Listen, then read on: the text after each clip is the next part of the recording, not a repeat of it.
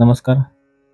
श्री स्वामी समर्थ मठ क्षेत्रप्रयाग दक्षिण काशी कोल्हापूर येथे दर गुरुवारी अन्नदान सेवा सुरू असते. सन 2020 मध्ये मार्गशीर्ष महिन्यातल्या पहिल्या गुरुवारपासून ही सेवा म्हणजेच अन्नदान सेवा सुरू करण्यात आली. ही अन्नदान सेवा भिक्षुकीच्या माध्यमातून केली जाते. म्हणजेच कोल्हापूर येथे भिक्षा पात्र घेऊन ही पवित्र सेवा म्हणजेच अन्नदान सेवा कायम सुरू असते. भिक्षा मागून आल्यानंतर त्या झोळीतील ओंजळभर धान्य प्रसादामध्ये मिक्स केले जाते. त्यामुळे आलेला असा अनुभव की मठामध्ये जे भक्त येतील किंवा जी व्यक्ती येतील प्रसाद घेण्यासाठी ती कधीही उपाशीपोटी गेलेली नाही. या पवित्र भिक्षेमुळे मठामध्ये अन्नाचा तुटवडा कधीही भासलेला नाही. स्वामी म्हणतात, जो मनुष्य भिक्षापात्र किंवा भिक्षा मागतो त्याच्यात असणारा अहंकार, गर्व याचा नाश होऊन मीपणा नष्ट होतो.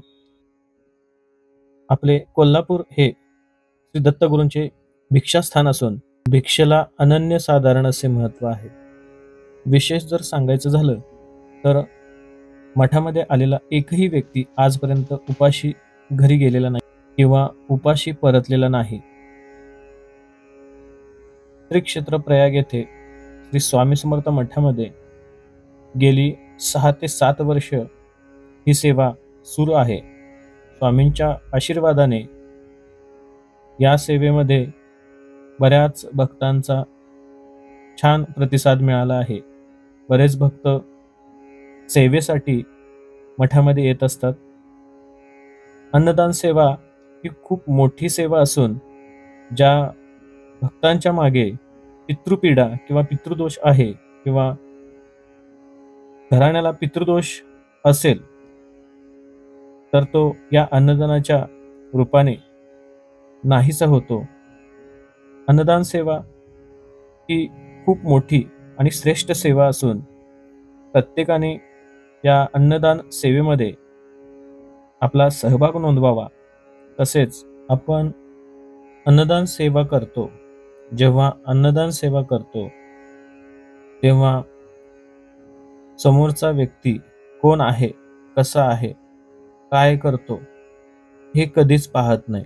जानेवारी महिन्यामध्ये सूर्य जेव्हा मकर राशीमध्ये प्रवेश करतो तेव्हा प्रयाग क्षेत्राची यात्रा सुरू होते, म्हणजेच तीर्थस्नान सुरू होते आणि मोठ्या प्रमाणात भक्तांची वर्दळ या ठिकाणी स्नानासाठी असते. या पवित्र तीर्थक्षेत्रावरती श्री स्वामी समर्थ मठामध्ये अन्नदान सेवेसारखी पवित्र सेवा सुरू आहे. तरी सर्व भाविकांनी या सेवेचा लाभ घ्यावा आणि तसेच आपल्या स्वामींच्या दर्शनाचाही लाभ घ्यावा. धन्यवाद.